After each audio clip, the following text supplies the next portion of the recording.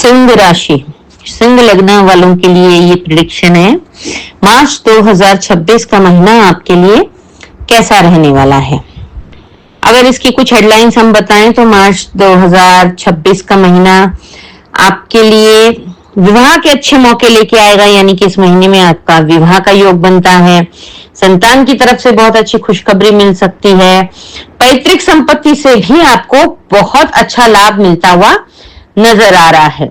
इस महीने की हम आपकी प्लैनेटरी पोजीशन अगर देख लें तो इस महीने में आपका सप्तम में राहु बैठा है और सप्तम में राहु के साथ सूर्य आ जाएंगे, तो थोड़ा सा आपको 7th हाउस जो है ये शादी का घर माना जाता है, फिर लाइफ पार्टनर का, बिजनेस पार्टनर का घर माना जाता है। तो यहाँ पर राहु और सूर्य का ग्रहण दोष बन रहा है। इसके अलावा आपके लग्न में केतु विराजमान है, तो लग्न में जब केतु विराजमान हो जाते हैं तो थोड़ा सा डिटैचमेंट, लोनलीनेस भी प्रदान करते हैं।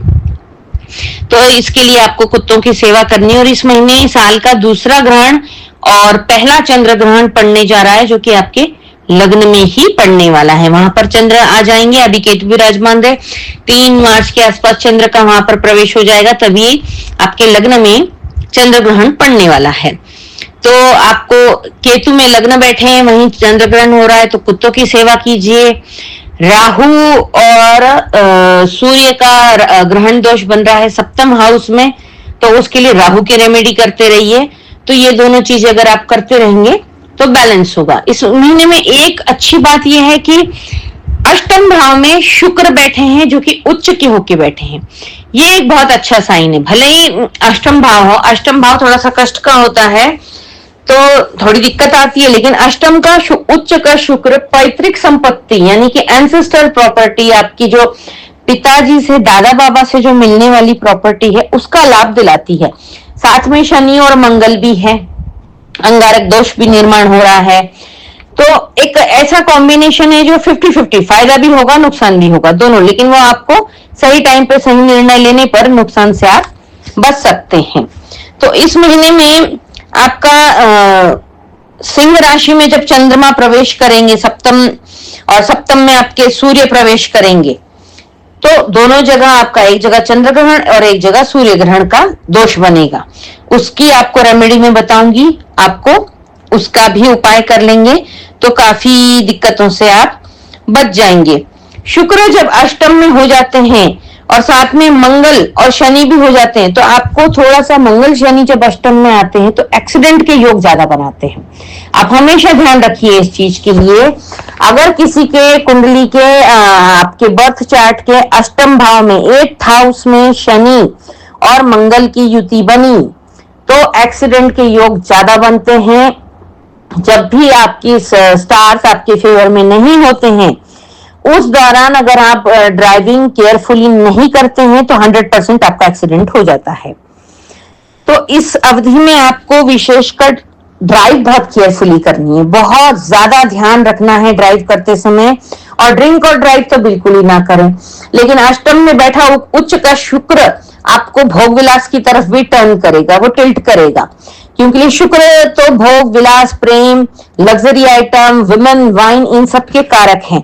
तो वो अपना स्वभाव दिखाएंगे और शनि मंगल अपना स्वभाव दिखाएंगे। अब इसमें बैलेंस आपको बनाना है कि आपको, अगर आपने चलो ड्रिंक कर ली है तो आप ड्राइव आप ना करें, आपके साथ कोई हो उसको ड्राइव करवाइए आप, या फिर कैब लेकर के जाइए, ऑटो लेकर के जाइए। बेस्ट, अपनी जान को जोखिम में डालने से बेहतर है ऑटो या कैब कर ली जाए, या किसी जो होश में है उस व्यक्ति से ड्राइव करवाई जाए। ये उपाय है। राम जी को आपको भजते रहना है, हनुमान जी को भजते रहना है, जिससे कि पेट में जो शनि और मंगल दोनों बैठे हैं वो आपको ट्रबल ना करें। राम राम लिखते रहें और हनुमान जी के मंदिर जाते रहें, हनुमान चालीसा का पाठ करते रहें। डेट वाइज कि आपकी लाइफ में क्या क्या होने वाला है। डेट वाइज अगर मैं प्रिडिक्शन करूं तो आपको जो केयरफुल रहने वाली डेट्स हैं वो हैं 1, 2, 3 और 4, यानी कि महीने की शुरुआत पूरी। वो इसलिए आपके 2 जगह ग्रहण बन रहा है। एक जगह तो यूनिवर्स में ही ग्रहण है, चंद्र ग्रहण पड़ रहा है, तो चंद्र केतु की युति आपके लग्न में हो रही है, वहां पर पड़ेगा, आगे पीछे आपके सप्तम हाउस में भी पड़ेगा। तो 3 तारीख को चंद्र ग्रहण पड़ रहा है, होली भी है। तो आपको सबसे पहले तो इस महीने में होली के त्योहार की, रंगों के उत्सव की, रंगों के त्योहार की ढेर सारी शुभकामनाएं। आप अपने पूरे परिवार के साथ सेफली रंग खेलें, मिठाइयां खाएं, खिलाएं, मन से बैर दूर करें, एक दूसरे के प्रति अच्छी भावना रखें, पॉजिटिविटी रखें। और 2, 3, 4 ये तारीख आपके लिए ध्यान रखने वाली है। उसके बाद 15, 16, 17 ये तारीखें ध्यान रखने वाली है आपके लिए। विशेष तो आपके लिए ये 6 दिन ध्यान रखने के हैं। 31 दिन में से स्पेशल आपको ये 6-7 दिन, एक हफ्ता ध्यान रखना है, 1 से 4 और 15 से 17 ये 7 दिन अगर आप ध्यान रख लेते हैं, बाकी सब दिन आपके लिए फेवरेबल है। इसके अलावा आपको फरवरी महीने से ही आपको फील होगा 22 फरवरी के आसपास से, एक तो क्या है 22 फरवरी से बुध वक्री हो रहे हैं, जो कि 21 मार्च को बुध जो है मार्गी हो जाएंगे, तो आपकी दिक्कतें कम हो जाएंगी। 22 फरवरी से 20 मार्च तक आपको अपने पैसों में मनी क्रंच बहुत महसूस होगा, हाथ में पैसा नहीं रहेगा, उसकी बहुत ज्यादा शॉर्टेज महसूस होगी। इसके लिए आपको श्री सूक्त का पाठ करते रहना है, कनक धारा स्तोत्र का पाठ करते रहना है। इस महीने में 2 चीजें बहुत अच्छी होंगी मार्च महीने में। एक तो 11 मार्च से गुरु मार्गी हो जाएंगे। गुरु के मार्गी होते ही आपको स्टेबिलिटी महसूस होने लगेगी, क्योंकि अभी जितने दिन तक गुरु वक्री चल रहे थे तो आपको कहीं ना कहीं स्टेबिलिटी में अपने कमी लग रही थी, आपको ठहराव नहीं लग रहा था, सब चीजें उथल पुथल होती हुई नजर आ रही थी। इसके बाद इस महीने में बुध भी मार्गी हो जाएंगे। बुध जो व्यापार के, बिजनेस, पैसा, हमारे दांतों की समस्या, पेट की समस्या, कम्युनिकेशन के कारक, हमारे बोलचाल के, वाणी के देवता जो हैं बुध मार्गी हो जाएंगे, तो सारे काम ऑटोमेटिकली सही स्थिति में होते चले जाएंगे। पैसा भी आना शुरू हो जाएगा, बिजनेस भी चलने लगेगा, नौकरी भी अच्छी चलने लगेगी, प्रमोशन इंक्रीमेंट भी मिल सकता है, दांतों की कोई समस्या है वो भी सॉल्व हो जाएगी। ओवरऑल आपकी सब चीजें सही होने लग जाएंगी। इसके अलावा आपको जो है सबसे अच्छे दिन जो है आपके मार्च महीने के, वो आप कैलेंडर पर नोट कर लीजिए। 5, 6, 7, 5 से लेकर तो 14 तारीख तक पूरे आपके लिए बेस्ट दिन है। सभी दिन आपके लिए बहुत बहुत अच्छे हैं। सिर्फ ये 6-7 दिन छोड़ दिए जाए, उसके अलावा अन्य सारे दिन आपके लिए बहुत ज्यादा अच्छे हैं।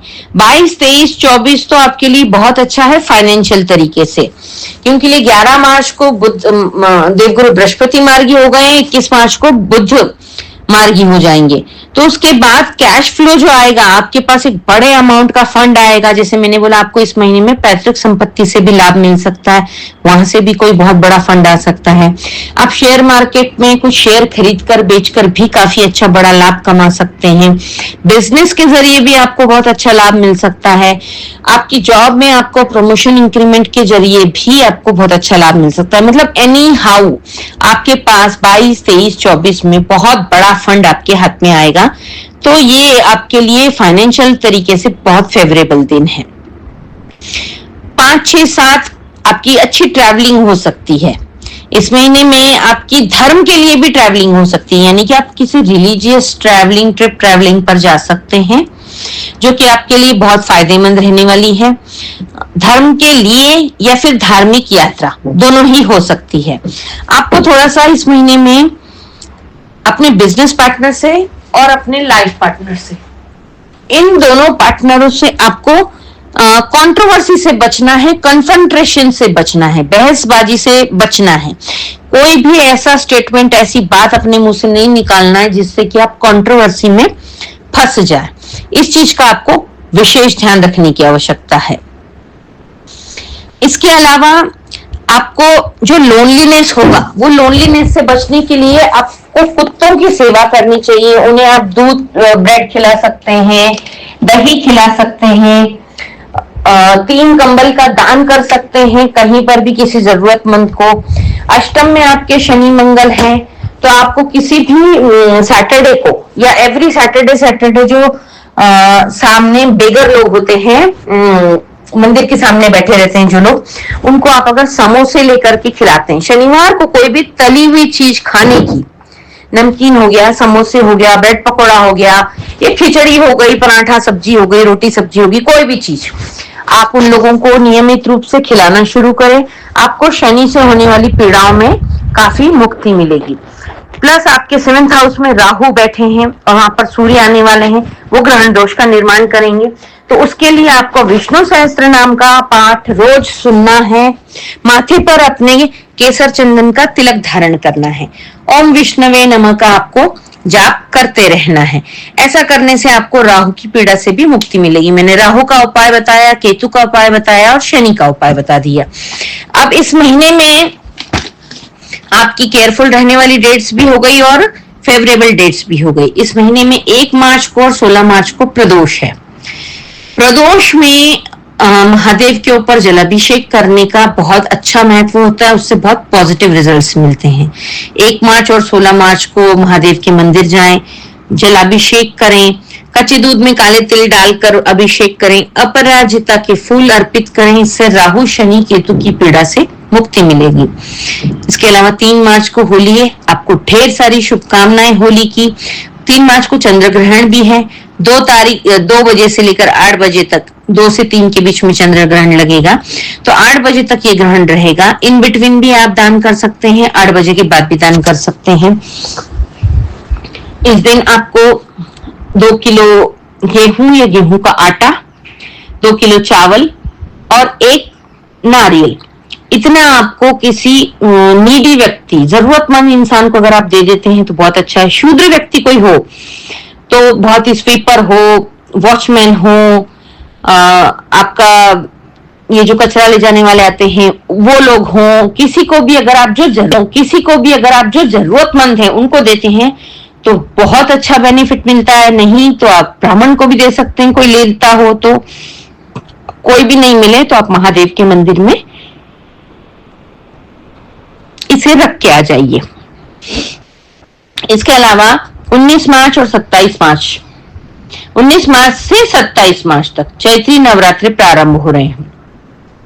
19 मार्च को गुड़ी पाड़वा है, हमारे हिंदू नववर्ष का पहला दिन हम इसको मनाते हैं। हिंदू नववर्ष की शुरुआत होती है हमारी चैत्र के नवरात्र से कह लो या गुड़ी पाड़वा से कह लो या उगादि से कह लो, हर स्टेट में अलग अलग नामों से ये त्योहार मनाया जाता है। आप सभी को गुड़ी पाड़वा की, उगादि की, चैत्र नवरात्रों की ढेर सारी शुभकामनाएं। 26 मार्च को रामनवमी है, आपको रामनवमी की भी ढेर सारी शुभकामनाएं। आपका शुक्र अष्टम में उच्च का हुआ है। शुक्र के और ज्यादा बेनिफिट पाने के लिए ये बहुत अच्छा सुनहरा मौका है। इस महीने में चैत्री नवरात्रि पड़ रहे हैं। कन्या भोज कराने से शुक्र और बलवान होता है और पॉजिटिव बेनिफिट्स आपको देने लगता है। तो नवरात्रि के दौरान कन्या भोज कराएं, कन्या को यथासंभव कुछ उपहार में भी दें। इसके अलावा 6 मार्च और 21 मार्च को है चतुर्थी। बुध वक्री स्थिति में चल रहे हैं 21 मार्च से पहले 20 मार्च तक। तो आपको उसकी वजह से जो कंट्रोवर्सी, कम्युनिकेशन गैप और फाइनेंशियल क्रंच, दांतों में समस्या, पेट में समस्या, इन सभी समस्याओं से बचने के लिए गणेश जी की पूजा अर्चना बहुत ज्यादा जरूरी है। ओम गंग गणपते नमः का जाप नियमित रूप से करें। गणपति अथर्वशीर्ष का पाठ सुने या फिर करें। 6 मार्च और 21 मार्च को गणेश जी के मंदिर जाएं, गुड़हल का फूल उन्हें अर्पित करें। आपके एरिया में जो भी मिठाई भोग में चलती हो वो मिठाई उन्हें आप अर्पित करें, तो आप इन सभी समस्याओं से आपका छुटकारा मिल जाएगा। इस महीने में 8 मार्च को वुमेन्स डे भी पड़ रहा है। आप सभी मेरी सभी महिला मित्रों को, महिला फॉलोअर्स को वुमेन्स डे की ढेर सारी शुभकामनाएं। ये सारी डेट वाइज जो मैंने प्रेडिक्शन की, अगर आपने इसको कैलेंडर पर मार्क कर लिया है और अपना पूरा महीने का शेड्यूल आप इसके अकॉर्डिंग प्लान करते हैं, डेफिनेटली आपको इससे बहुत बेनिफिट मिलेंगे। आप आने वाले अगले नुकसान से आप बच पाएंगे। ऐसी ही वीडियोस को देखते रहने के लिए इस चैनल को सब्सक्राइब कीजिए, लाइक, शेयर और कमेंट करते चलिए। जय श्री राम।